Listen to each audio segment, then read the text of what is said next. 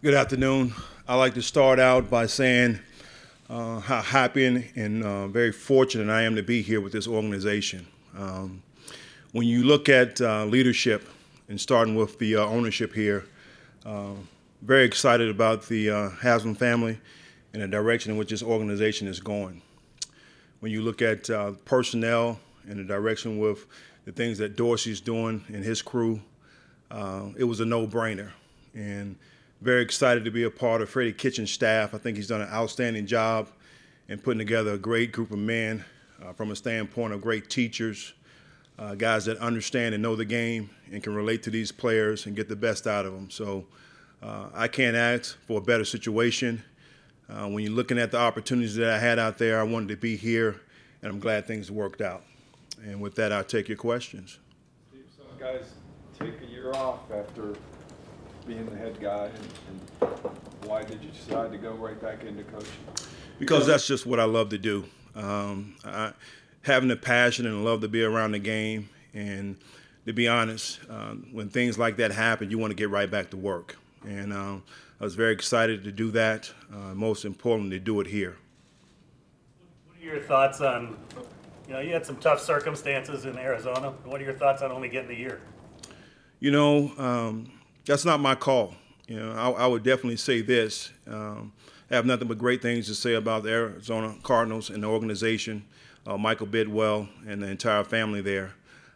This is a production-based league, and we didn't win enough games. And would I like to have more time? Of course. But again, I put that behind me. They've moved on. I've moved on. And again, I'm so excited to be here as a Cleveland Brown. Put any chip on your shoulder to only get 1 year after working hard to get to that position? You know what? I've had a chip on my shoulder my whole life. Started at Division II, Johnson C. Smith University, where I'm lining the field, washing clothes. I've always had a chip on my shoulder. That's the reason why I'm sitting before you guys today. So that doesn't give me any more motivation. I'm about trying to be the best that I can be at my craft, and I want to try to make this defense the best in the National Football League. Can you talk about some of the talent that you're inheriting here in terms of Myles Garrett, Denzel Ward, some of the guys that you now have? I'm excited about the guys that we have on the roster and looking forward to trying to add some more pieces to that. When you look at some of the core guys, you mentioned Myles, a very talented individual. I'm excited about working with him and trying to really get him to that next level. Denzel Ward, Pro Bowl player, rookie, young guy that still has a lot of things to learn and grow into for his understanding the game and really trying to perfect his craft at this level. So I'm excited about those guys, and along with some of the other guys we have in place. What do you think the Browns need? Assuming that you've studied some film anyway, what do you think the Browns need to take that next step defensively? Well, I really don't want to try to pinpoint one area. It's all about trying to evolve and improve in every situation. I can really tell you this: you can never have enough pass rushers. You can never have enough guys that can cover. Based off what this league is about. And I know this is a pass-happy league, and it's about scoring. So you need guys that can get to the quarterback, and most importantly, you need guys that can cover. When you said looking forward to get Myles to the next level, what is the next level for a player like him? Well, when you look at a player his caliber, being the first overall draft pick, and his talent is really trying to get to that all-pro status and that consistency, week in and week out. I think he has the traits and the ability to be a dominant player at this level, but we're looking for that consistency week in and week out. As far as Denzel is concerned, your secondary background, do you think that will really help Denzel bring out the best in himself? I think really the guys that we have in place, Joe Witt, and then we kept Dwayne Walker, those guys are great teachers. My overall background at that position, I think, will be a plus for him as well, with some of the things that I've learned and implemented over the years, and just trying to get guys in the best position to be successful. How would you describe your style? I've seen it as aggressive. Would you say this? We're a 4-3 base. We're very multiple in what we're doing. I think you have to be in this day and age with all the different things that you're seeing. So it can change week to week. I am aggressive by nature, but it's all about trying to put you guys in the best position to be successful. And it could change. Quarterbacks getting the ball out quick. I think, therefore, now you got to be more creative in your coverages and things that you're doing on the back end because you're not going to get there. It's all about trying to create negative plays on first and second down, so therefore you can get exotic and some of your third down pressures and things you want to do. You guys have been in the same system for the last 2 years. Will it be a big change for them? I don't think so. I don't think it's going to be a big change at all. Again, 4-3 base. I think it's going to be more terminology and really trying to get those guys to understand how we do things and how we call it. How does what you do defensively, how has it been affected by what teams like Kansas City and the Rams are doing in the passing game? Say that one more time, please. How does what you do defensively, how is it affected by what teams like Kansas City and the Rams are doing in the passing game? Again, I think each week you have to adjust to the personnel and the scheme that you're getting, and I think we're very flexible in the things that we do. I think it's about trying to find the right mix, the right personnel to put guys in position. When you look at guys like Peppers, I think he's a guy that's going to be able to fit well within our system. I think you have to have guys that have linebacker traits but also DB skills because the game is so fast and they try to spread you out. So you need those guys that are athletic in space, and I think he's going to bring that element. What's your sense for how your relationship with Freddie will evolve, and in terms of playing complementary football, how your relationship with Monken will evolve? Well, number one, our vision is Freddie's vision. It's all about being on the same page, and I think there's a constant communication that we've already started that we will continue to have throughout each session, and I think it's important that we're all on the same page. We got to work well together, from a standpoint of making sure that we complement each other in the things that we need to see in the off season, so we're preparing ourselves for the season. And Freddie's already mentioned a lot about having, these one-on-one meetings with the coordinators, making sure that we implement and have the things in place that we need. So I'm excited about that. With Miles, having watched so much film of Julius, especially even last offseason, will you try to bring Julius Peppers here maybe to training camp to work with some of the guys or kind of pair him up with Miles at all? That's always a possibility. You always try to look, whether it's, former players or coaches with different traits and skills that you would like to try to bring in. So that's definitely a thought. I'm sure he's going to have a lot of time on his hand now with retiring, and is very fortunate to have the opportunity to be able to coach him that 1 year. Great football player. Did you have any relationship with either Freddie or John Dorsey before this at all? Not really, not a personal relationship, but this league is so small when you look at our inner circle and the people that we know. So I didn't know neither one of them personally, but knew Dorsey a lot of the things he's done within this league, well respected. And then, of course, Freddie and I just missed one another in Arizona, so we have some mutual friends there. Good. When you watch Miles on film, does he look as talented as anybody you've been around, like just athletically? Yes, he does. Very athletic, very fluent, quick off the ball, great skill set. I was very excited when I started watching tape, just his ability to be able to anchor and play the run. A lot of times you get guys with that skill set. It's just a mindset of really trying to get after the quarterback. And I know what I just said earlier, this is a pass-happy league, but it's nothing more demoralizing to a defense than having a team run the ball down your throat. And that's the one thing that we got to pride ourselves in, is stopping the run first, and I think he does a great job in doing that. We just got to continue to add to his repertoire for his pass rush. Steve, how many opportunities, did you interview several places after this, or how did you? I had some opportunities, but this was the first place I wanted to come, and I scheduled this first because this is where I wanted to be. In terms of takeaways, this team had the second most takeaways in the NFL last year with 31. Can you catch that lightning in a bottle again? Will you emphasize that as much as this team did last year, and how important are those takeaways? It's very important, and that's been a part of my background and my makeup ever since I came in the league with the Chicago Bears. You go back and look at the history of what we did there, and same thing in San Diego, the year we went to the Super Bowl in Carolina. We pride ourselves not only taking the ball away, but scoring on defense. And we just want to be able to continue to build on what those guys did last year. And again, we talked about complementary football, and that's part about it, not just giving the ball back to the offense, but trying to score as well. Steve, your experience as a head coach last year, how do you think it'll help you as a defensive coordinator?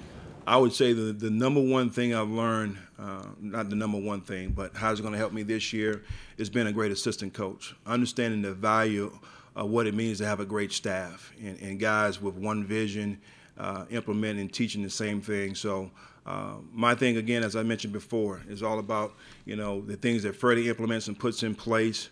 I'm going to make sure I do my job, again, to make sure this defense is the best it can be. Do you think you can be an asset to Freddie because he's a first-time head coach, having been through that last year? I think I can, and again, that's that communication coming in, daily on the things that we're doing, whether it's scheduling, whether it's, the pitfalls that come up as a head coach. And I talked to him about some of the things already that you're going to get pulled away with things that really doesn't have anything to do with football. And our makeup as coaches, we want to be in there, scheming, talking ball, getting with the coaches, being around the players, but there's so many other things that may come up. So being around them, I can definitely help them out with those things. Does it help you to take over a team that was a 4-3 before? Because I guess Arizona was a 3-4 and you guys switched or something. Can you talk a little bit? I think the transition is easier. I felt like we had the pieces in place there, but it is a big change. But also when you really look at the game, as I talked about earlier, even teams that are 3-4, 70% of what they're doing is a 4-3 base, because teams aren't really in 21 personnel anymore. This game is to the point to where they're spreading you out, so you're going to be in a 4-down look, which is a 4-3. There were several openings this year in coaching, head coaches, and only one African American was hired. You got 1 year. You see what happened with Vance Joseph. Do you think the Rooney Rule is working, and do you have any thoughts on how it could be improved? I do think it's working. Again, every owner has their own expectation and the things that they want. I think, again, it's about production. It's about winning. Does it take time? Yes. You look at any 500 Fortune company in the United States, they'll tell you when someone comes in and takes it over, it's going to take some time. You just wish that you had that time. So I think the Rooney Rule is working. I think it's effective. And, the coaches got to understand that this is a production-based business. That's what it's all about. The Browns' run defense was not very good last year. They gave up 4.7 yards a carry. So if you saw that on film, what can you do to make that better? I think number one is just about gap integrity. That's what our defense has been about for years, is everybody having a gap, everybody doing their job. It starts with trust, great communication, technique, fundamentals. We want to make sure that we emphasize from day one. So I think that's where you have to start within this defense, is understanding your responsibility and understanding and trusting that the man beside you is going to do his job. So we got to stop the run, number one. In a perfect world, would you like to pair Myles Garrett with another sort of premier edge rusher to take a little bit of pressure and attention away from him? Yes, as I mentioned earlier, I think you can never have enough rushers. Whether it's, you compliment him from the inside with a strong 3 technique that can rush and get off the ball, or whether it's another guy from the outside. Because I think at that particular time, it affects their pass protection. They can't really lean to one side, and, it really takes some pressure off him, as you just mentioned. There was a theme throughout last year with Denzel Ward. As many things as he did well, Greg Williams consistently sent the message to him that he needed to change his tackling technique, that he was going too high, and he had 2 concussions in the span of 3 weeks late last season. Is that going to be a point of emphasis with you? Do you agree that he could benefit from changing?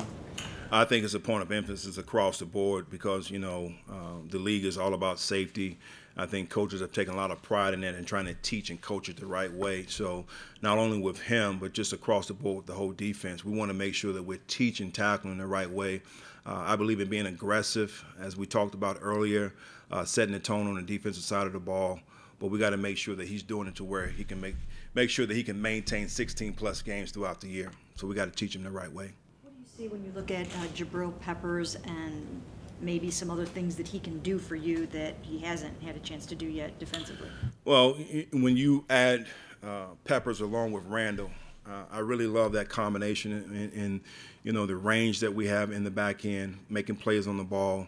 But with Peppers, again, I think he gives you that element of a guy that can play closer to the core, has the athleticism and the skill set to be able to play out in space, that can cover a slot receiver as well as a tight end. So I'm very intrigued to work with him and see if we can really get him going within the system and the schemes that we've done before, whether it's been Buda Baker at Arizona, Shaq Thompson at Carolina. I think he has that same skill set. The Browns led the league in missed tackles, at least according to some of these analytics sites. What about that? Again, you know, I pride myself on the fundamentals and technique. We're not going to get away from that. From day one, even in the off season when we're not, you know, working with pads, I still think it's a point of emphasis, and it starts there.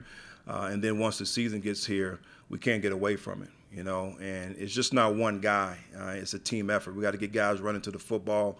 We got to get guys understanding the proper leverage angles and how we get there and how we arrive with velocity and, most importantly, impact. You smiled at the analytics site reference. Are you not an analytics guy? Or? I really am. You know, it's grown on me over the years to the point I think it's very beneficial.